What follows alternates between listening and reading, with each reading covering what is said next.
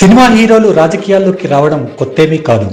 కానీ పార్టీలు పెట్టి విజయాలు సాధించడం మాత్రం అరుదుగా జరుగుతుంది.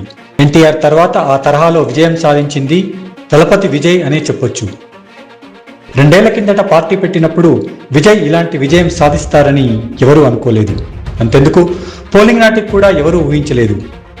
ఒక్క యాక్సిస్ మై ఇండియా సంస్థ మాత్రమే తన ఎగ్జిట్ పోల్లో విజయ్ పార్టీ టీవీకి సునామీ వస్తుందని అంచనా వేసింది.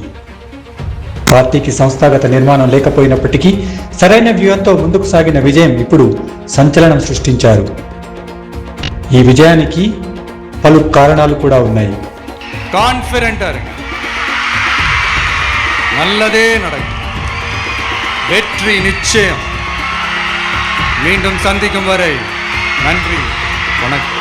తమిళనాడు రాజకీయాల్లో మొదటి నుంచి 2 పార్టీలదే పవర్.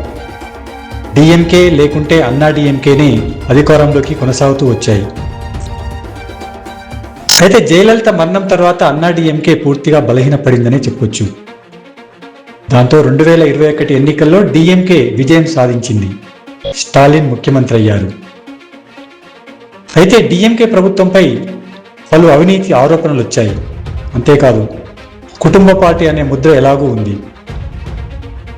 ఇదే సమయంలో ప్రజలు ప్రత్యామ్నాయం కోసం చూశారు. ఇదే సమయంలో విజయ్ ఎంట్రీ ఇచ్చారు. జనంలోకి వెళ్లారు. ప్రభుత్వ వ్యతిరేక ఓటును తన వైపునకు తిప్పుకోవడంలో విజయ్ సక్సెస్ సాధించారని చెప్పొచ్చు. ముఖ్యంగా తటస్థ ఓటరు ఆయనకే పట్టం కట్టారు. ఇక ఎలాగూ విజయ్కి హీరోగా ప్రత్యేక ఇమేజ్ ఉంది. దీన్ని తన రాజకీయాలకు ఉపయోగపడేలా చూసుకున్నారు. పాలిటిక్స్లోకి ఎంట్రీ ఇవ్వకముందే ఆయన అవినీతి వ్యవస్థలో అవకతవకలను ప్రశ్నించేలా తన సినిమాలను ప్లాన్ చేసుకున్నారు. దీంతో సామాన్య ప్రజలను ఆలోచింపజేసేలా తన ఇమేజ్ను నిర్మించుకున్నారు. ఇక విజయ్కు యూత్లో మంచి ఫాలోయింగ్ ఉంది.